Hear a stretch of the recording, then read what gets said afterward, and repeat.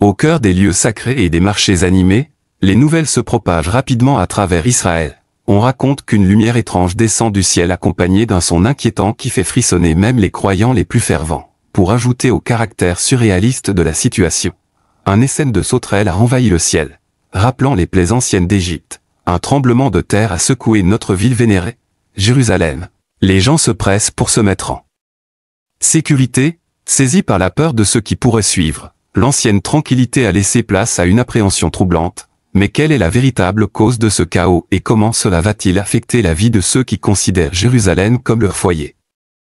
Plongeons au cœur de Jérusalem pour trouver des réponses, explorez avec moi les mystères qui ont captivé cette ville sacrée, tandis que nous pénétrons dans les profondeurs pour éclairer la vérité derrière cet événement divin, et n'oubliez pas de vous abonner pour être informé de nos dernières vidéos sur YouTube. Ces derniers jours, un événement remarquable s'est produit en Israël, apportant un sentiment de réconfort aux chrétiens du monde entier. Imaginez ceci, au-dessus du dôme du rocher à Jérusalem, une lumière radieuse descend, illuminant la ville ancienne de sa lueur divine. Des vidéos capturées ce week-end décrivent cette illumination céleste s'élevant vers le ciel. Imaginez-vous au milieu des lieux sacrés du mur des lamentations, où les prières résonnent à travers les corridors du temps, mêlant la foi à la trame de l'histoire. Dans cet espace sacré, une révélation extraordinaire a eu lieu. Jésus-Christ, accompagné d'entités célestes, ont manifesté leur présence dans cette ville chargée de spiritualité, où les échos de l'Antiquité se fondent harmonieusement dans le rythme actuel. Ce phénomène céleste n'est pas étranger à Jérusalem au fil des ans. En 2016, 2017, 2021, 2022 et 2023, des manifestations similaires ont embelli les cieux au-dessus d'Israël, que ce soit de jour ou de nuit. Les croyants à Jérusalem ont été témoins de cette manifestation rayonnante alors que Jésus et son cortège céleste descendent sur terre, dispensant leur grâce divine aux fidèles. Coïncidant avec ces manifestations célestes, une série déconcertante de sons puissants a résonné à travers le centre d'Israël, laissant beaucoup déconcertés. Même les efforts combinés de l'armée et des forces de l'ordre se sont révélés vains pour élucider le mystère derrière ces échos retentissants. Les plateformes de médias sociaux bruissaient de discussions alors que des rapports affluaient des zones telles que Gushon, Tel Aviv et Petah Tikva, détaillant des récits de détonations tonitruantes et de vibrations intenses. Étonnamment, ces sons énigmatiques ont voyagé aussi loin que Julie, située à 50 km de leur point d'origine. Malgré des enquêtes exhaustives, la police israélienne et les forces armées restaient dans l'incapacité de fournir une explication définitive pour ces perturbations explosives. Ce qui distingue vraiment ces sons, c'est leur nouveauté et leur caractère singulier, suscitant un air d'intrigue parmi la population. Pour beaucoup, ces échos étranges ressemblent étrangement à des gémissements menaçants et à des résonances métalliques semblables à des instruments de musique. Certains prétendent même discerner des voix indistinctes mêlées à ces sons singuliers. Ces anomalies auditives pourraient-elles signifier quelque chose d'une importance profonde? Sont-elles des présages d'événements apocalyptiques, comme le conjecturent certains qui établissent des parallèles avec des passages bibliques décrivant le son des trompettes? Et je vis les 7 anges qui se tiennent devant Dieu, et 7 trompettes leur furent données. Un autre ange, qui avait un encensoir d'or, vint se placer près de l'autel. On lui donna beaucoup de parfums, afin qu'il les offrît, avec les prières de tous les saints, sur l'autel d'or qui est devant le trône. Apocalypse 8 verset 1. Mais les tribulations ne s'arrêtent pas. Au milieu de son climat aride, Israël se trouve assiégé par des essaims de sauterelles pendant le pic de l'été, particulièrement dans les régions du sud où la chaleur accélère leur prolifération. L'afflux de ces insectes voraces pose un défi redoutable. Cette invasion de sauterelles n'est pas une surprise pour ceux conscients de la diminution du débit des fleuves Euphrate et Tigre, annonçant d'innombrables répercussions. La pénurie d'eau qui en résulte dans les nations voisines, notamment la Syrie et l'Irak, aggrave les tensions autour des précieuses ressources en eau, potentiellement suscitant une instabilité politique et un conflit dans la région, impactant indirectement la sécurité d'Israël. De plus, les pénuries d'eau peuvent précipiter des déplacements massifs, entraînant une crise de réfugiés imminente. Au milieu de ces dilemmes régionaux complexes, Israël pourrait se trouver contraint de faire face à l'afflux de réfugiés ou de fournir une assistance humanitaire, compliquant davantage un paysage géopolitique déjà complexe. Avant de nous lancer dans ce captivant voyage d'exploration, permettez-moi de partager un aperçu vital. Israël est semblable à un trésor d'histoire, rappelant les récits anciens des chevaliers médiévaux regorgeant d'histoire. Ici, dit Ombra, le millénaire de récits, de légendes et de significations spirituelles s'entremêlent. Cette terre sacrée a vu toute l'existence humaine se déployer, des événements monumentaux relatés dans la Bible aux épiques affrontements de civilisations, et tout ce qui se trouve entre les deux. C'est un royaume où chaque pierre résonne des récits des âges passés, où les structures anciennes détiennent les secrets de l'Antiquité, et où l'air même vibre de mystère dans les récits remarquables du miracle de la mer Rouge et des récits impressionnants des prophètes et de leurs miracles. Cette terre devient une scène pour l'intervention divine, au sein de la mystique ancienne enveloppant Israël, une révélation captivante émerge, l'essence surnaturelle persiste au-delà des limites du temps. Ce n'est pas seulement un vestige des temps anciens, mais une réalité vivante où le mystique et le spirituel continuent de s'entrelacer. Même à notre époque moderne, l'ancien prophète Ésaïe a lancé un avertissement similaire pour la fin des temps dans un message qui s'appliquait d'abord à l'ancienne Jérusalem, puis à Jérusalem avant le retour du Christ. Le prophète a dit, « Vous serez punis par le Seigneur des armées, par des tonnerres, des tremblements de terre, un grand bruit, par un tourbillon et une tempête, et par la flamme d'un feu dévorant, lors du jour du Seigneur, un temps de jugement sur les nations lorsque le Christ reviendra. » Ésaïe a dit que les gens devraient se réfugier dans les trous des rochers et dans les cavernes de la terre. Loin de la terreur du Seigneur et de la gloire de sa majesté quand il se lèvera pour secouer la terre puissamment. Cependant, ces signes s'arrêtent-ils là? N'oubliez pas que ces derniers jours, Jérusalem a été baignée dans une lueur céleste, illuminée par des lumières dansant dans les cieux avec une grâce éthérée. Et pourtant, aux côtés de ces manifestations lumineuses, une symphonie de sons surnaturels résonne dans l'air, éveillant les cœurs de tous ceux qui les entendent. Mais ce ne sont pas les seuls signes qui ornent les cieux au-dessus de Jérusalem, car même alors que les cieux scintillent de lumière céleste et résonnent de mélodies célestes, la terre en dessous est témoin d'une autre merveille, une vaste et implacable nuée de sauterelles balayant le pays comme la récente plaie biblique mentionnée. Laissant émerveillement et questionnement dans son sillage, le dernier phénomène profond qui s'est produit à Jérusalem est si rare qu'il a fallu attendre 221 ans. Les détonations assourdissantes des trompettes de Dieu ont brisé les cieux, les anges émettant les notes perçantes qui annoncent la fin des temps. Les cieux au-dessus de Jérusalem ont capturé l'attention du monde avec les anges du Seigneur dans cette ancienne ville où les fondations de la foi ont été posées. Les récentes formations et apparitions inhabituelles dans les nuages ont enflammé des discussions ferventes et des spéculations. Pour certains, ces visions célestes portent les marques de l'intervention divine. Des manifestations modernes rappelant les signes et merveilles impressionnants documentés dans les Écritures sacrées. La perspective que ces exhibitions célestes annoncent le retour tant attendu de Jésus-Christ a rempli de nombreux croyants d'un profond sentiment d'espoir et d'anticipation. Depuis l'époque de l'histoire biblique, nous sommes rappelés des événements cosmiques survenus lors de moments cruciaux du voyage spirituel de l'humanité. L'étoile qui a guidé les sages vers la naissance du Messie, la colonne de feu qui a conduit les Israélites à travers le désert. Ce ne sont pas de simples coïncidences, mais de puissants rappels de la main divine orchestrant les récits les plus grands. Mais attention, croyant en Jésus, préparez-vous, car le monde sera purgé par le feu et le sang.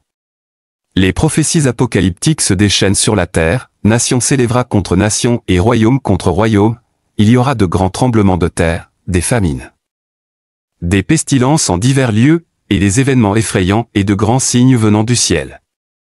3 des évangélistes nous donnent des parties du même discours de Jésus, trouvées dans Matthieu 24, Marc 13 et Luc 21. Matthieu écrit que les disciples attendaient d'être réunis sur le flanc du mont des Oliviers avant de questionner le Christ sur sa prophétie. Les paroles de Jésus en réponse sont la réponse la plus étendue à toute question posée au Seigneur.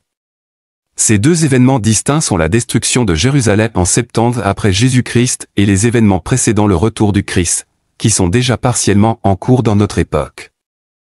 Cette écrivaine croit que la seconde partie de leur question, quand cela arrivera-t-il, et quel sera le signe de ton avènement et de la fin du monde, Matthieu 24 verset 3 parle d'un temps qui est pour la plupart encore devant nous.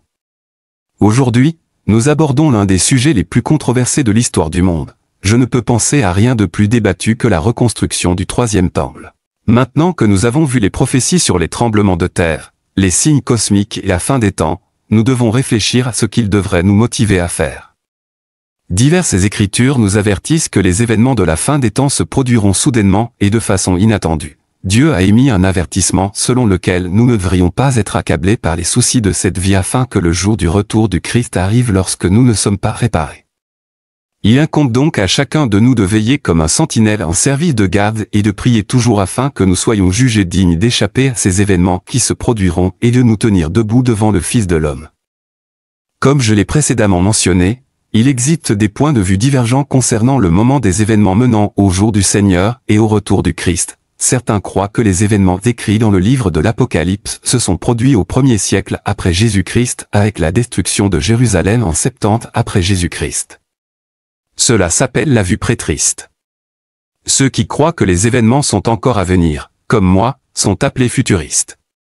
Parmi les futuristes, il existe 4 croyances différentes sur le timing, la pré-tribulation, la mi-tribulation, la post-tribulation et la précolère. Comme nous l'avons dit, les Écritures parlent d'une période de 7 ans appelée la 70e semaine de Daniel. Daniel 9 verset 27. La doctrine de la pré-tribulation de l'enlèvement des saints décrit ceux qui croient que l'enlèvement a lieu avant que la période de 7 ans ne commence, à l'époque appelée la 70e semaine d'année de Daniel.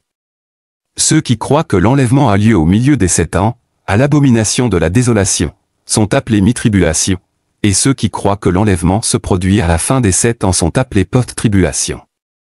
Un 4e point de vue appelé la vue précolère est que l'enlèvement se produit à un moment donné dans la deuxième moitié des 7 ans, pendant la grande tribulation que Jésus mentionne. De plus, Jésus est l'exemple ultime de comment vivre une vie significative et pleine de sens. Sa présence représente l'espoir, l'amour, la guérison et les miracles qui continuent de résonner avec les croyants à travers l'histoire.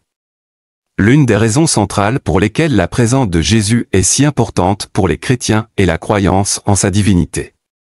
Les chrétiens soutiennent que Jésus est l'incarnation de Dieu lui-même, qui a pris forme humaine pour combler le fossé entre l'humanité et le divin.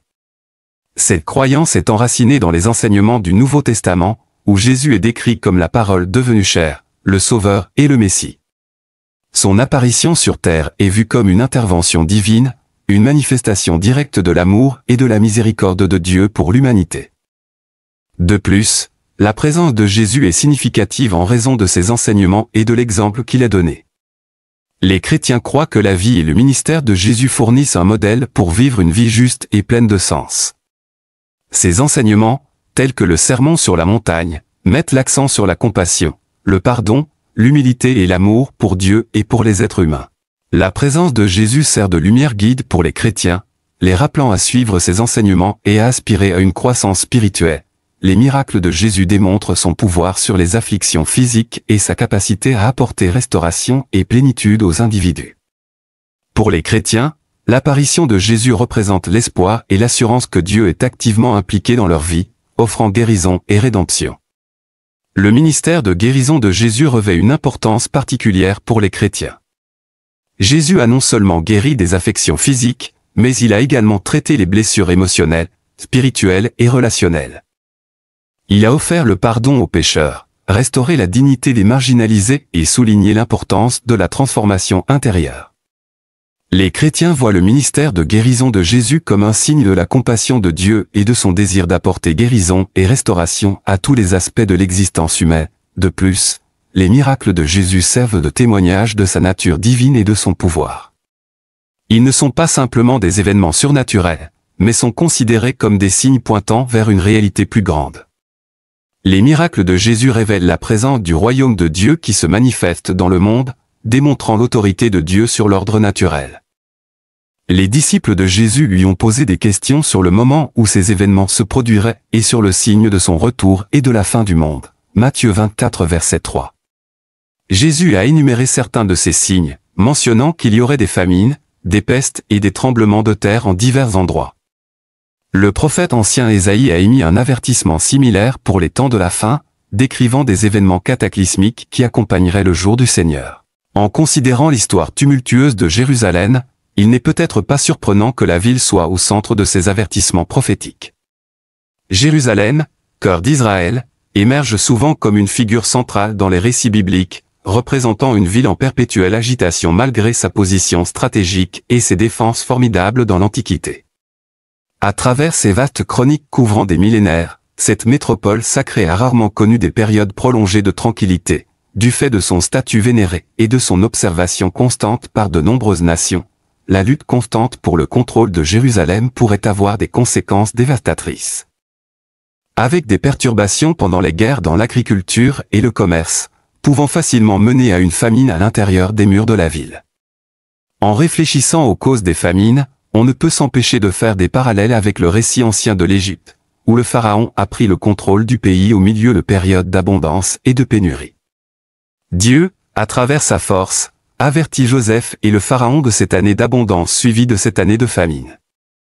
Doté d'une sagesse divine, Joseph a préservé sa famille et la nation d'Israël en stockant du grain pour affronter la famine à venir. Les signes actuels, tels que les pestilences, peuvent servir de réveil divin, nous exhortant à reconnaître que ce monde est transitoire et à nous préparer pour l'avènement de notre roi.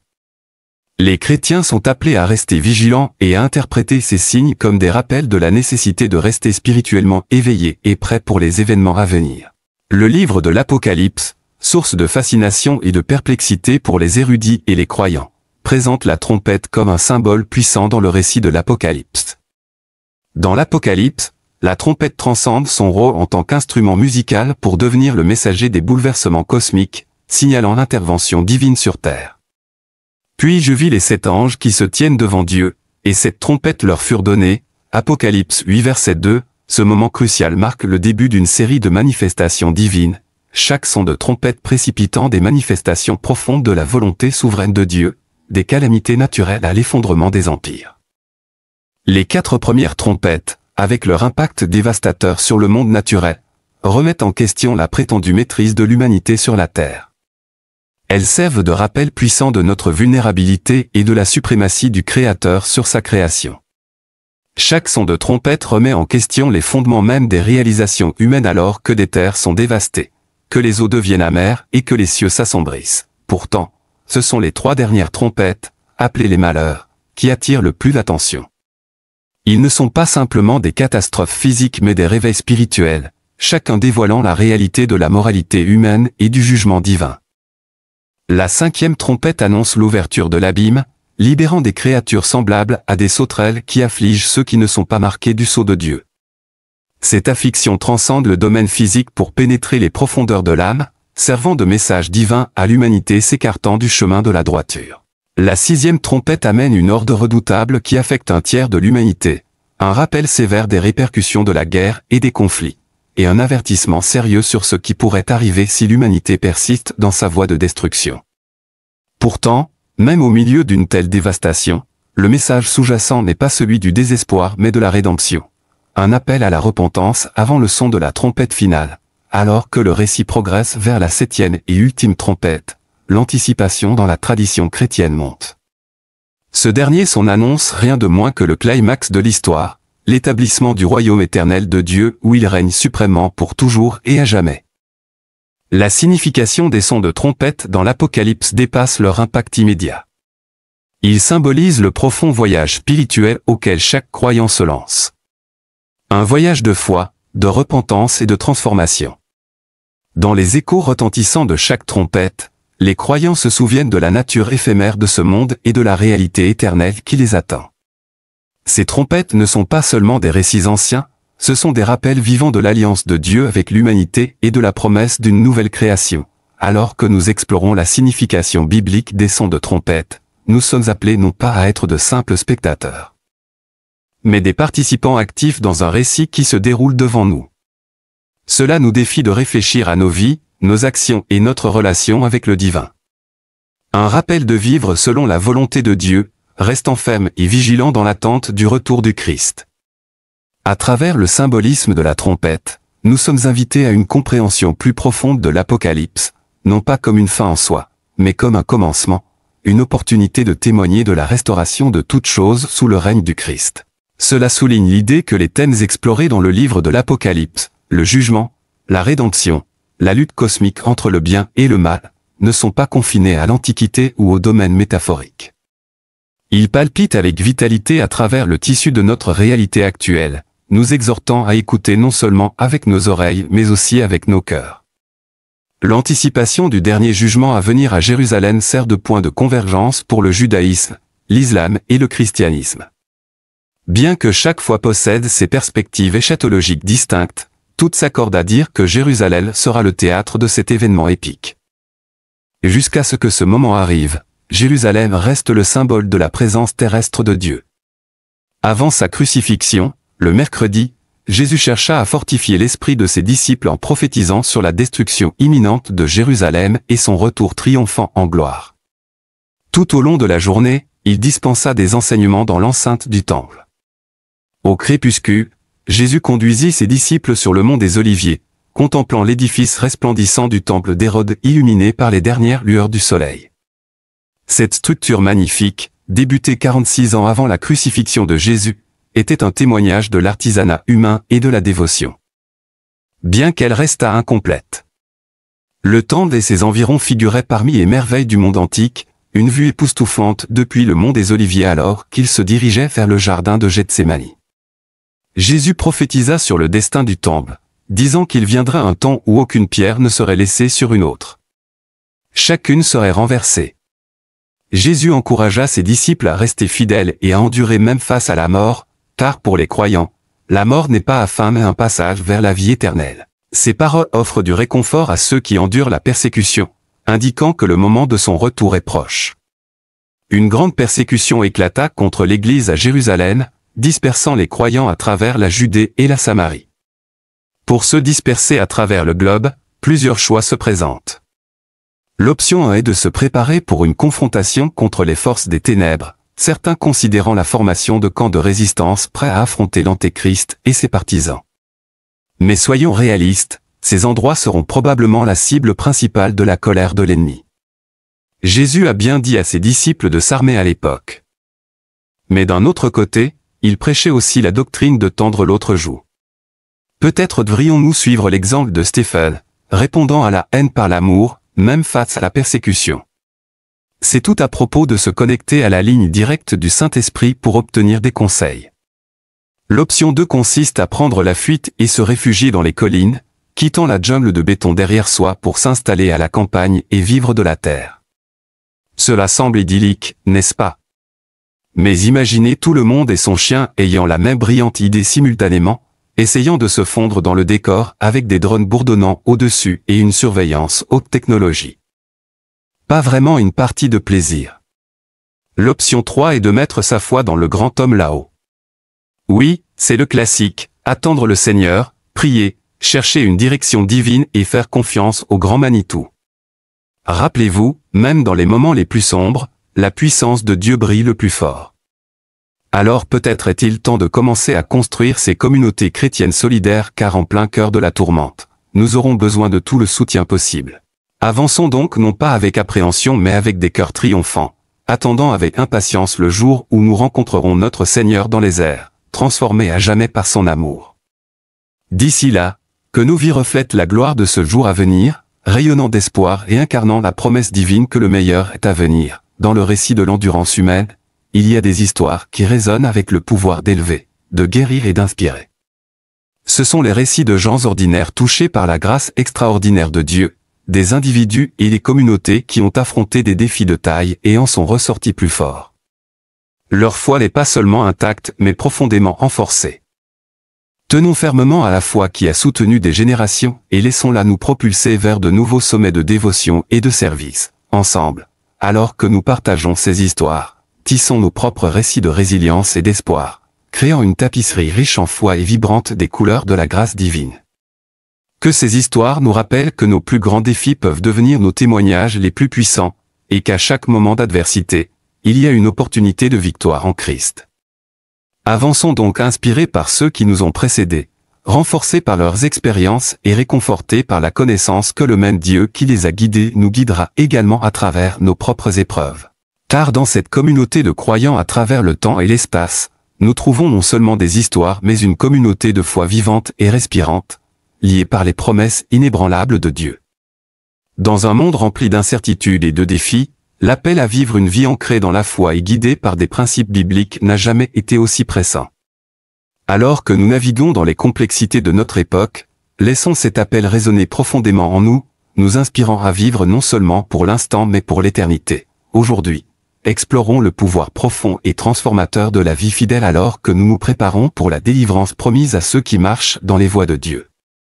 Imaginez une vie où chaque décision, chaque action est imprégnée de sagesse des Écritures.